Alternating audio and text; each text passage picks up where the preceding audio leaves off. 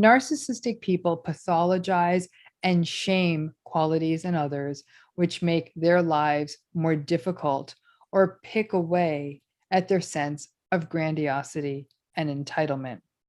If they are the greatest and all powerful, well, then how could somebody actually set boundaries on them? I mean, nobody sets boundaries with the king, right? The truth teller is the child who, at a relatively early age in a narcissistic family system, gets it and sees it. At some nascent level, they are the child who sees that what is happening around them is simply not cool. They see it as manipulative, even though they don't know the word. It's as though they can see the narcissistic parent's inadequacy and insecurity, and they know that the gaslighting is gaslighting, and that they know the manipulation is manipulation. And in this way, it's interesting, even at a relatively young age, the truth teller child already is sort of ahead of the curve. They're doing the deep technique, the don't engage and all of that, without knowing it is a technique. It's like they almost cellularly know to not defend, engage, explain, or personalize. Gray rocking and firewalling almost come naturally to them. Not all of the time. I mean, obviously, just like any child, they want to be heard and seen, but pretty early in the game, they recognize that that is not likely to happen with these parents. There is something in the truth teller child's eyes or face that almost lets the narcissistic parent know that that truth teller child gets it. For that reason, even without saying a thing, many truth teller or sort of truth seer children can easily become the scapegoat. The parent doesn't like this feeling of sort of being seen for what they are. The truth teller / truth seer child has to take on some very uncomfortable roles as they go through childhood. It's interesting. At one level, the truth teller children, they can actually be quite soothing and protective of their siblings, especially since most of their siblings wouldn't understand this. They can let the siblings know that it's nothing that's happening is their fault and that the parent is in the wrong. And the truth teller child has an almost adult-like wisdom, and they can walk their siblings through what's happening to them. The challenge is that the truth teller / truth seer child is also sort of the anti-enabler. They speak truth. So, for example, the golden child or the brainwashed child or even other adult family members may not want to hear it. And some children in the family system, the narcissistic family system, may want to defend the parents or will get angry at the truth teller child for getting it, seeing it, and maybe even calling it out. The truth teller child is almost preternaturally wise, and it is such a difficult role because the child in this role doesn't really have the vocabulary in childhood to sort of fully get it. I doubt, and I kind of hope poor children aren't reading about narcissism, so maybe they should. These children know that something isn't right, but the vast majority, obviously, are not learning about these personality styles between multiplication tables. Most of you are adults, and you're just learning about them, for some of you, well into adulthood. The truth teller can actually have a rather lonely childhood. They do tend to stay a bit distant from the narcissistic parent to protect themselves, and sometimes even the entire family system. They may be a child who prefers to do things on their own.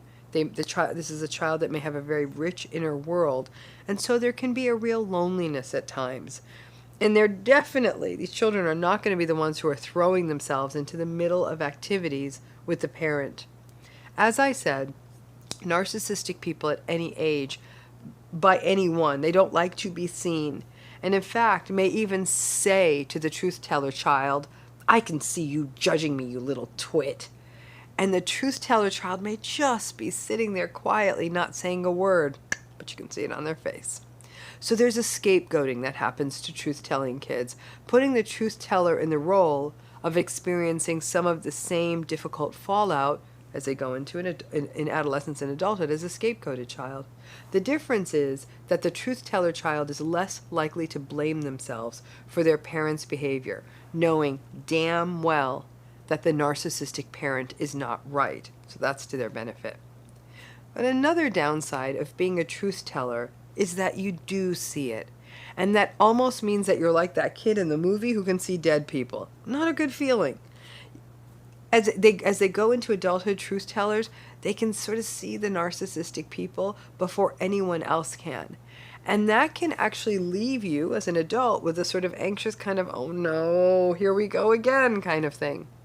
You may, for example, meet a friend's new partner and think, oh no. You may meet a new colleague at work, and again, that anxiety, oh no.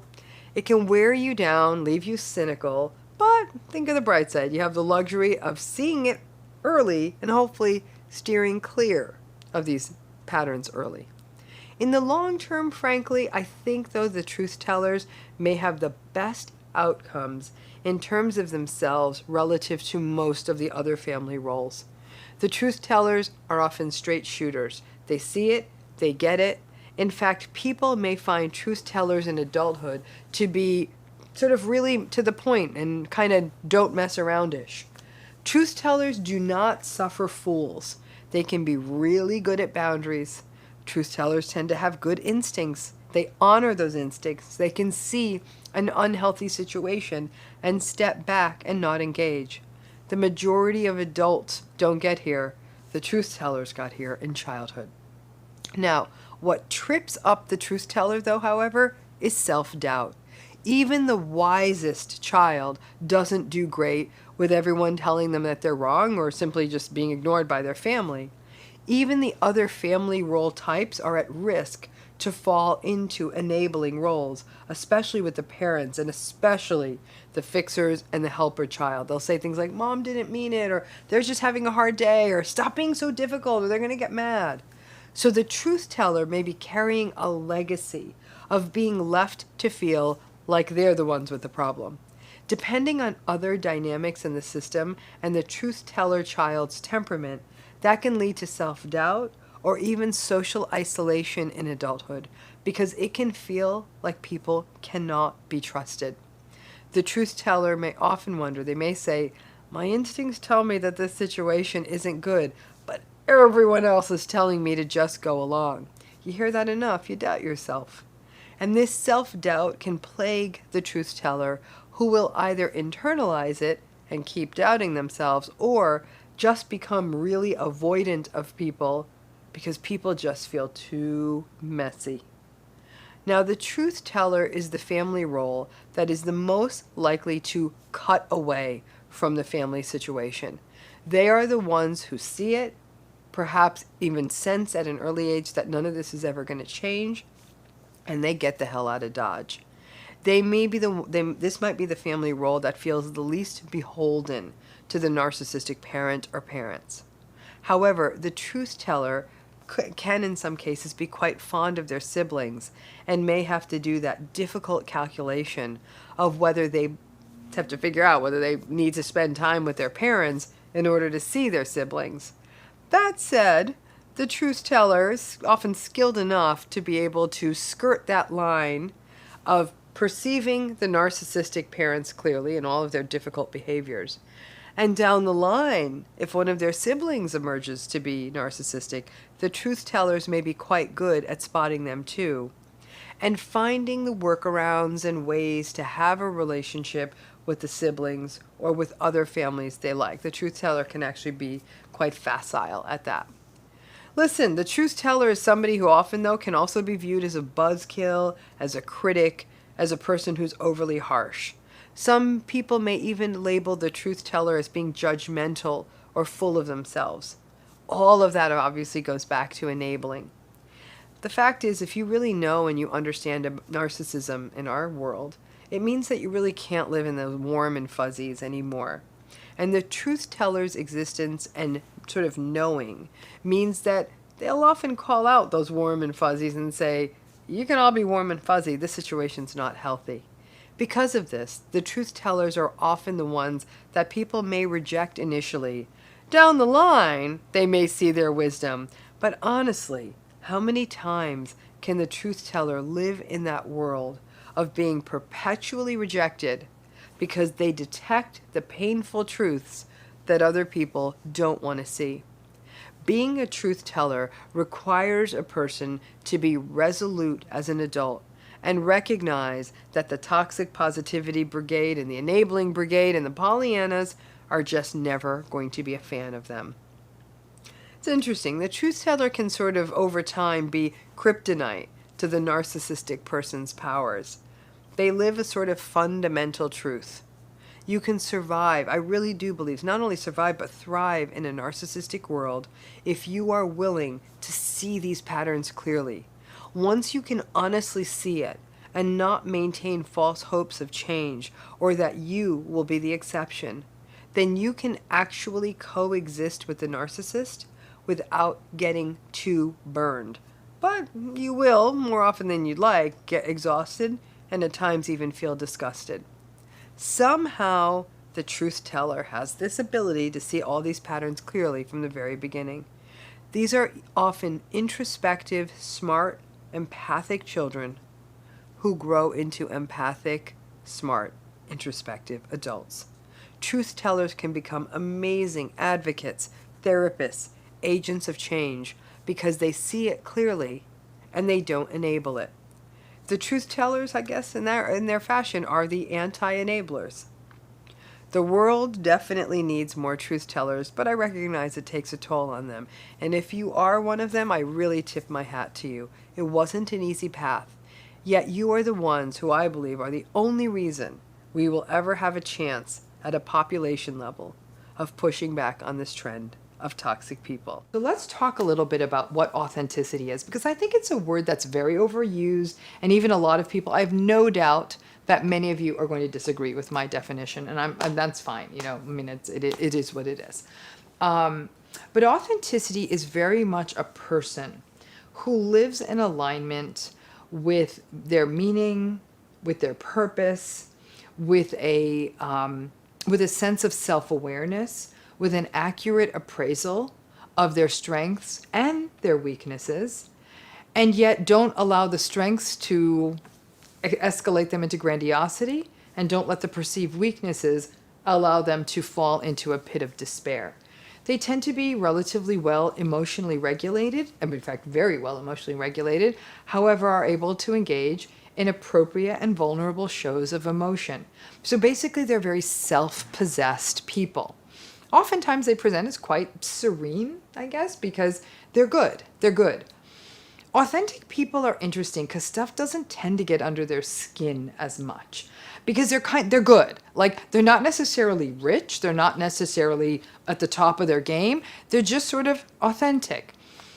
And I've done another video on authenticity in general, and I can think of one gentleman in particular I met once, and the nature of his work is just incredibly authentic. It was very peaceful to be in his presence, and he was just really aligned with his meaning and purpose, and he was at peace. Now, what happens when that encounters narcissism? Okay, man or woman like that?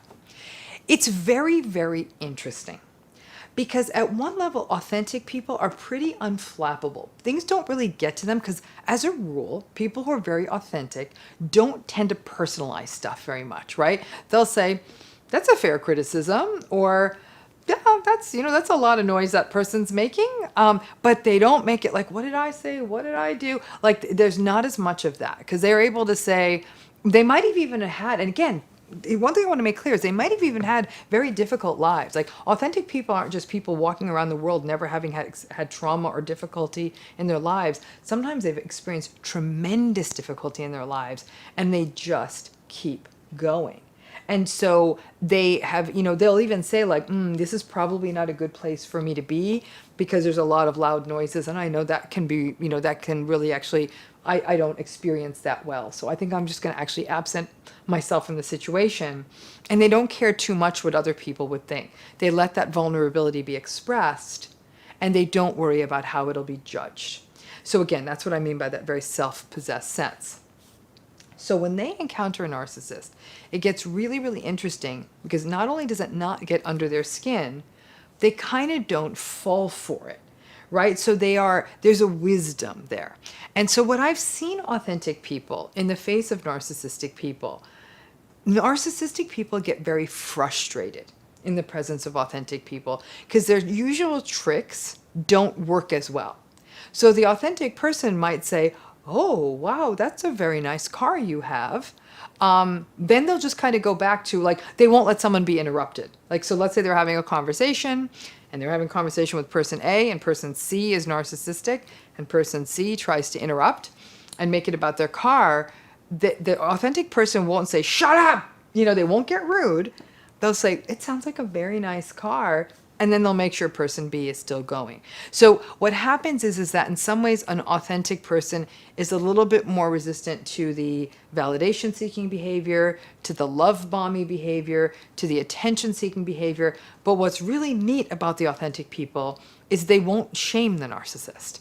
They won't feel the need to say, like, you need to shut up, you need to step off, you're making too much noise, what is wrong with you? They won't go there. They'll just keep steering things where they need to go. But where people who are authentic will ultimately often hit a home run is that they'll know when to step away. And they won't be rude about it. They'll say something like, look at the time. I do need to go. I didn't, I have many, many things to get home to take care of. And I can't thank you all so much for this experience, da-da-da-da-da. Those who do it very graciously, okay? They're in tune with themselves enough to know this doesn't feel good. Now, where this gets tricky and why authentic people are kind of like the rock stars amongst us is sometimes we don't want to do that. We don't want to be the one to step away because we don't want to be the one who's sort of seen as like the party pooper, the person who's leaving too early or something like that. And we don't want to have to explain ourselves. And an authentic person will still be able to say, I wasn't feeling comfortable this evening, so I think it's just better I go. I don't want to harm what's going on here. I don't want to interfere with the evening, but I thank you so much. I'm having a wonderful time. They speak truth, okay? And as I said, speaking truth, being transparent with truth, is often sort of what makes you the narcissist slayer. Because once you do that, you've really, you've taken away their game. You really have. And authenticity, though, requires us to do a lot of work, right? We've got to care a lot less about what other people think and what other people say. We've got to be good with us, and that's what authentic people have. I got to tell you, most authentic people I have met have been older than like 55 or 60. They do tend to be a little older, and I think that maybe they've just done the hard yards of life, and they're coming out the other side and saying, okay, I got this. And like I said, many of them did not have easy lives. But there's a serenity. And they don't suffer fools, but they don't do it in a nasty, cruel way. Authentic people aren't always super gossipy. Like that, a little bit, but nothing, like they really are just sort of, it's not my fight, it's not my problem. But they won't actively enable. So the authentic person will probably leave the situation rather than continuing to listen to a narcissistic person foolishly holding court. It's a very, very, in a humanistic model, to be authentic is sort of to be at the top of the mountain, to have reached that sort of self-actualized point where you're living in congruence with who you are.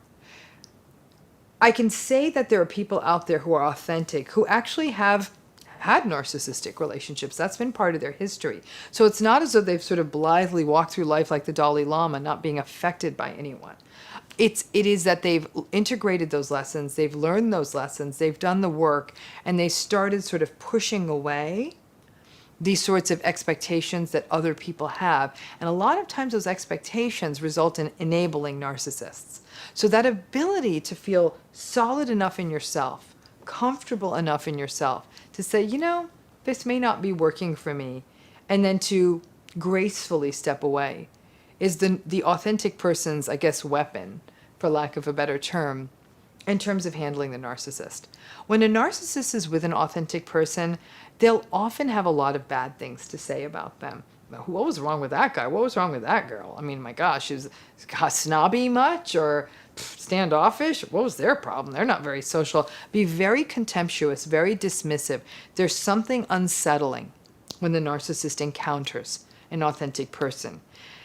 Those of you who are truth tellers will understand this better than anyone else, especially if you were a truth teller as a child.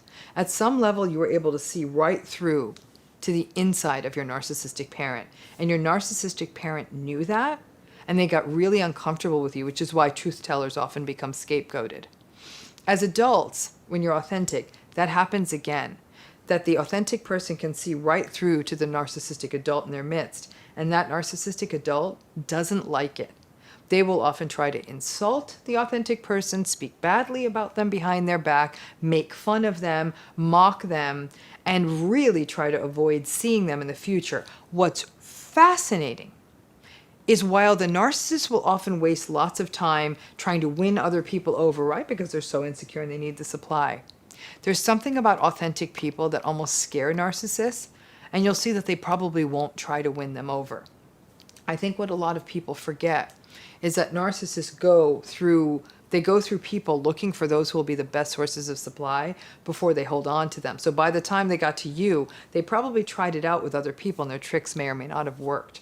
But they often don't try to pull the authentic person in because there's a really unsettled feeling for the narcissistic individual who's in the face of that authentic person. So you might be thinking, well, then it sounds like the ultimate narcissist repellent might be to get really authentic. You damn well better believe it is. But that's easier said than done, isn't it? We all struggle in that journey. I can speak for myself. I never find it to be an easy journey. I think that we all have psychological demons to sort of slay before we can get there to that full sort of settled place. And I can easily see as I get older how much that's associated with age. But it's a good goal for all of us to live in sync with who we are, not with what we believe the demands of the world expect of us. To know who we are, what we stand for, what our meaning is, what our purpose is, and live with that as much as we can day after day. And when we can do that, even when we have to do something uncomfortable, and let's face it, go to work, there's things you don't want to do, you can still live in line with that. The more authentic you become, the more resistant you will be to narcissists. And frankly, the more the narcissists, they're definitely going to have a few choice words for you and tell you to sort of take a hike. They'll definitely speak badly about you behind your back. But if you're authentic enough, you won't care. So go out there and get your authentic on. Work on it. It's a very, very worthy journey. And that's my wish for all of us, is that we do get there. So let's face it, everyone in toxic relationships is told one thing: set boundaries, right?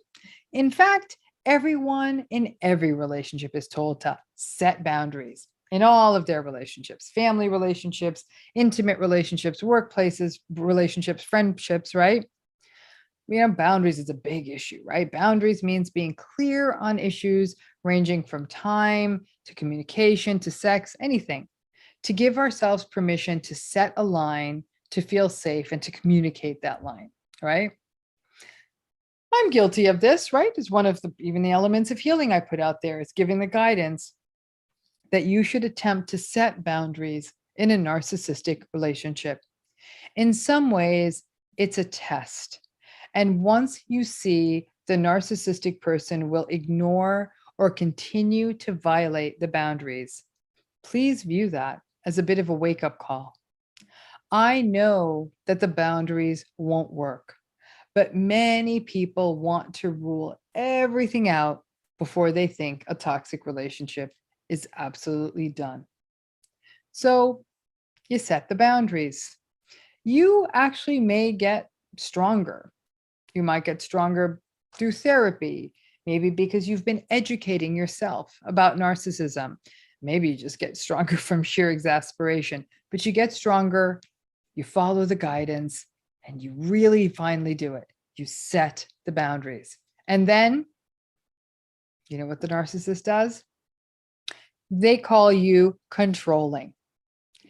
I hear this over and over again from people who attempt to set boundaries in their narcissistic relationships. For years, they didn't set boundaries in these relationships because they were confused, or they blamed themselves, or they did not understand what they were dealing with. Some folks did not set them because they just didn't know how to set them. And let's face it, the vast majority of people are not taught how to set boundaries in childhood. And if you had a narcissistic parent, then forget about it. You were never given permission to set boundaries. And if you did, you would have faced rage and punishment. And if you didn't even get to see boundaries being set, maybe even by your other parent or within the family system, when you didn't see them being enacted, it's hard to do something that you were never taught or that you were never given permission to do. But once you set the boundaries anywhere, it may be directly with the narcissistic person. It may be with someone or something else, and your boundary setting is observed by the narcissistic and by a narcissistic person in your life. But when your boundaries are observed, you setting boundaries is observed by a narcissistic person, they will likely tell you that you're being controlling. And obviously that's a bit of a projection. So let's lay this out as a bit of a scenario, right? You are in a narcissistic relationship. Let's say it's with a parent, right? But you can substitute anyone in there. The parent expects you in a very entitled manner to keep doing things for them as soon as they ask you to do them. It is eating into your time and making your life difficult, and you're very busy. You have tried in gentle and appropriate ways to push them off, tried to get siblings to help, or done what they needed in a rush. But more often than not, you do what they need to get done, but you're getting more resentful. Finally, one day, after taking so much time to do the many frivolous things that the narcissistic parent expects you to do, when they expect you to do them, with little awareness of how this is affecting you, you tell the parent, hey, I can't do this every day. I can do these things like once a week, and that's it. Anything else is going to just have to wait till the next week. And please also don't call me during work hours because it's quite disruptive.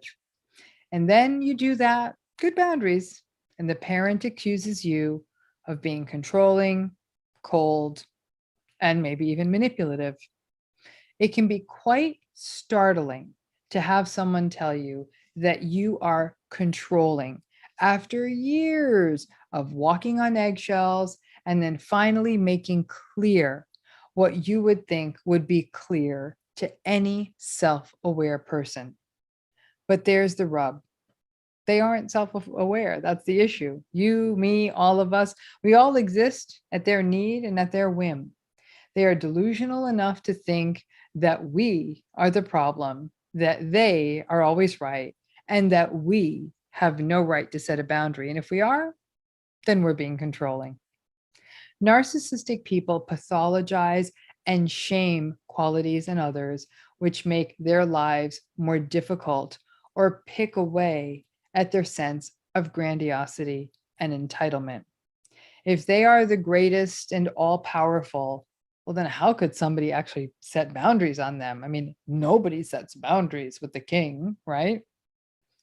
If you, from an early age, saw the message that setting boundaries was a bad thing, and then attempted to set boundaries, and are then told that you are being controlling, it can discourage you from wanting to set them or from setting them at all. Narcissistic people find that shaming and calling you crazy works.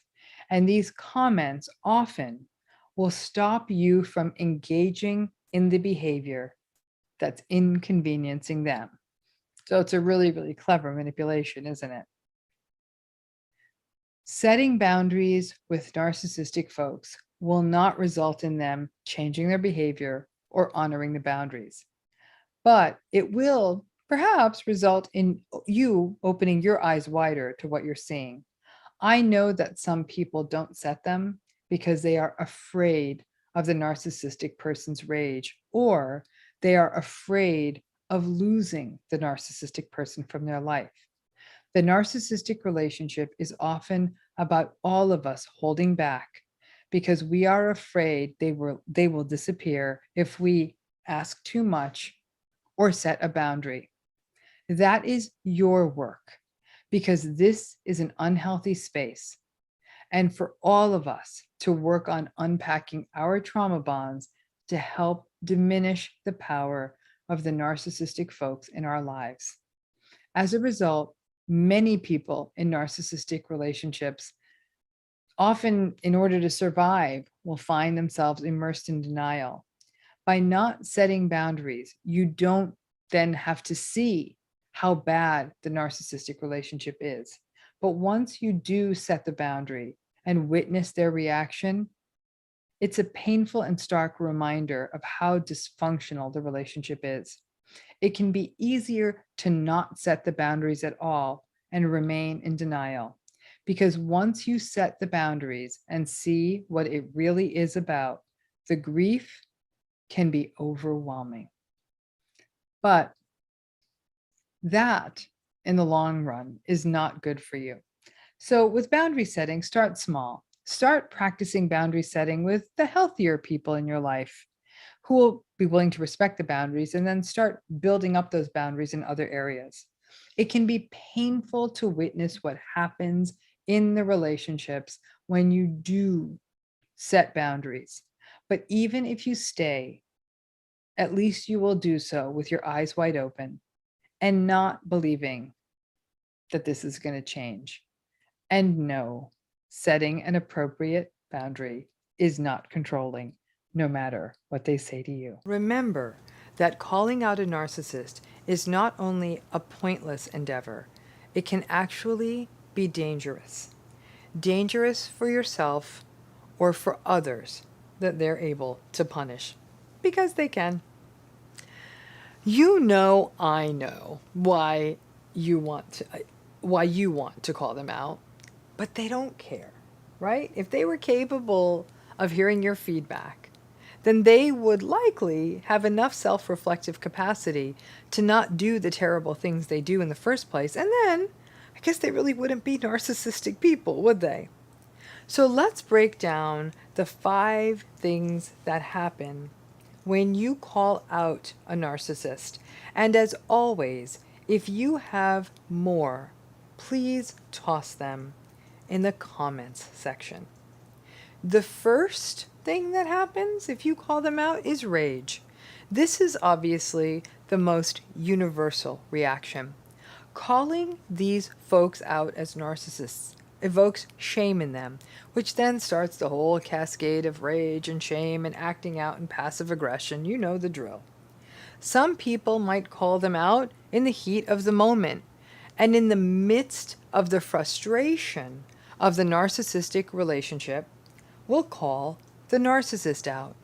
But the rage that follows can be even more destabilizing, turning frustration into fear. And it may not be as simple or black and white as you calling them a narcissist. Narcissistic people have the internet too. And should you decide to deconstruct it for them and say, you know what, I don't think you have no empathy and you are so entitled and you're so arrogant, blah, blah, blah, they're going to Google it all and see that all of it adds up to narcissism. Or they will take umbrage at being called out on those bad patterns, because actually narcissistic people do kind of know what they actually do know what nice people are supposed to look like. And even as they do their own terrible things that they do, they like to see themselves as wonderful. So they don't need you telling them that they're doing bad things. So when you call them out, either straight up as a narcissist or subtly as a person that lacks empathy, or even more subjective names like calling them a monster or evil, expect rage that can range from dangerous and terrifying to passive-aggressive, and takes a frustrating situation and makes it worse. The second issue, the second fallout, I should say, that comes of calling them out is gaslighting.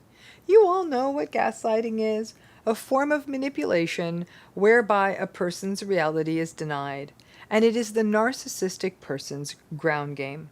If you are to call them out on narcissistic patterns, then the fallout is things like, well, that never happened, or actually you're the one who did that, or you're the one who said that, or you're being ridiculous, or you seem to have a significant mental illness if this is how you see it, and they'll go on and on.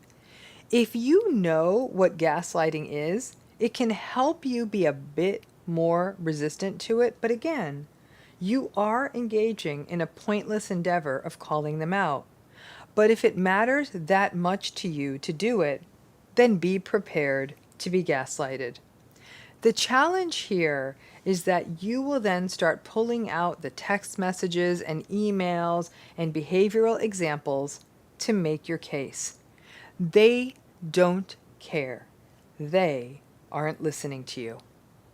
The third thing that likely will happen if you call them out as a narcissist is you being accused of being the narcissist. This is sort of a riff on the gaslighting one, unless you actually do happen to be a narcissistic person as well. I don't know. There's lots of people, hopefully, that watch this. But remember, the narcissists, like I said, have the internet too. And so if you were to level the accusation against them, that they're the narcissist, then you can expect that they're going to come at you with the whole list of reasons why the various things that comprise narcissism actually apply to you. One of the major fallouts of narcissistic relationships is that the people in them often wonder if they themselves are the narcissist, despite that person who thinks they're narcissistic having empathy and not being egocentric and all the rest of it. But people in narcissistic relationships are so often told they're narcissistic, or may believe that if they set boundaries in this relationship that they're being selfish, and they think of themselves as narcissistic. So if you call them out and they hit you with this, you may be vulnerable to falling for it. But in a significant majority of cases where someone told me that they called out the narcissistic person, they were hit with the accusation that they, the other person, was narcissistic. The number 4 thing that's likely to happen if you call a narcissist out is blame shifting. Remember that it is very difficult for people with narcissistic personalities to take responsibility. So if they behave badly, they will blame other people and other situations and other circumstances, such as their childhood or their work day or their stress or the unfairness of the world or money or their mean coworkers or you or your children or their parents, anybody but themselves. And never will they take responsibility for their behavior. Oh, well, they'll say things like, you think I have anger issues? Maybe. I wouldn't be frustrated if I wasn't the only one around here who actually works and actually does something, and I still manage to do well despite working with a bunch of morons. And then that narcissistic person will go on and talk about having been abused by their parents, or having a crappy spouse, that would be you, or having all these ungrateful kids. So in that case, well, maybe they're not denying the anger, but after they go on their rant, everyone else is responsible for their terrifying anger. Everyone else but themselves. And finally, the narcissistic person's tried and true response to being called out, which is the silent treatment. This is more often a tool of the covert narcissist. The shame, rage spiral tends to set off more of the passive-aggressive brooding and figuring out how to get revenge rage rather than the screaming and yelling. If you call them a narcissist or on their narcissistic behavior patterns, you may initially get rage or gaslighting of or any of those other things, but then they'll go silent. Maybe they will prelude it and say, hey, well, I don't know why you want to talk to me. Who would ever want to talk to a narcissist? I'm just so terrible. And then silence. Sometimes for days, maybe weeks. I've even heard of months and years. People generally don't like receiving the silent treatment. It makes them uncomfortable. And it may even induce us to apologize for our own being abused. So a person rages at you because you pointed out their narcissistic patterns, and then they go silent, and then you apologize, which in essence is you apologizing for them raging at you. The silent treatment is abusive, and it allows them to maintain their self-victimization through silent rage. It is tense, and it is punitive. The key with the silent treatment is to not fall into the trauma-bonded pattern of wanting to fix it. I am sure I am missing some patterns, but step 1 is don't call them out, work on you instead. If you do call them out, you can anticipate any or all of these reactions. And you may not care about these reactions. As I say, maybe it feels worth it to call out their behavior, and that's for you to decide in your own situation. But I don't want you to maintain the fantasy that you can call out the narcissistic patterns in a narcissistic person without any fallout, or that by calling them out, it will result in any kind of meaningful, sustainable, or observable change. Now, there's a wonderful word in German that captures something so specific and pathologic. We all do it, right? The glee and joy that someone experiences at someone else's misfortune. That word is Schadenfreude. I'm sorry if I mispronounced it. And it is a signature move of the narcissistic person. However, I know some of you might think that's what this was about, but it's not. That's not what this video is about. This video is about the red flag of the green monster called jealousy. A jealousy that shows up early and often in a narcissistic relationship. I guess the green-eyed monster, right? So here are some of the red flaggy jealous comments I have heard people say that I've written out over the years. Oh, God, anyone with a computer can write a book. I've been planning on it too, but I have so much other important stuff happening in my life. Or, of course he got that job. His father has all the connections. He's an idiot, so I'm sure they will humor him, and the rich will just get richer, and people like me will have to keep working harder than anyone else.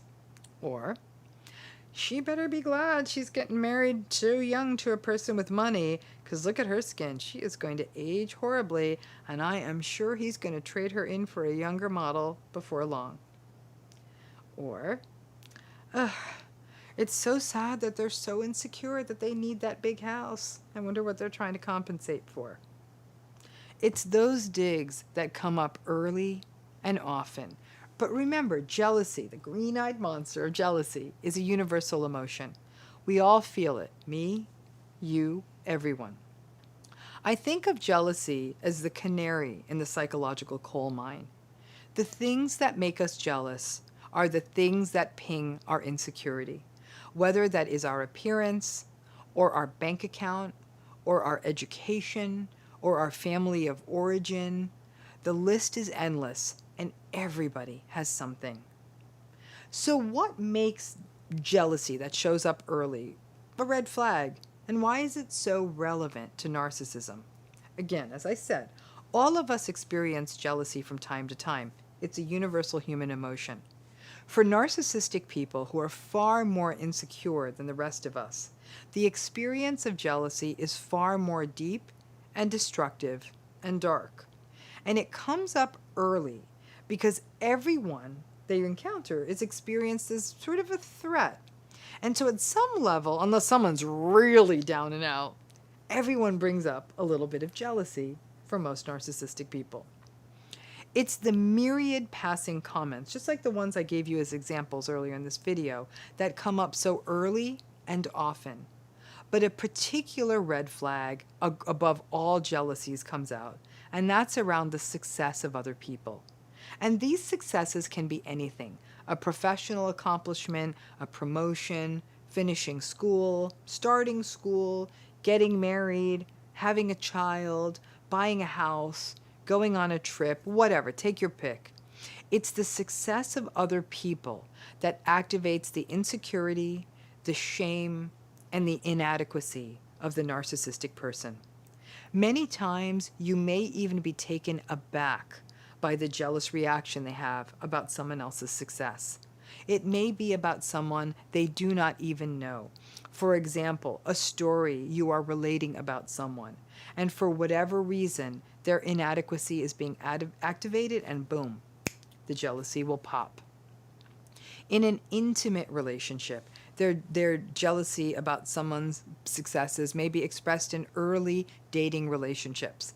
In a familial relationship, you may not have understood how to process a parent's jealousy about other people as a child, but now you see it popping up all the time in them when you're an adult.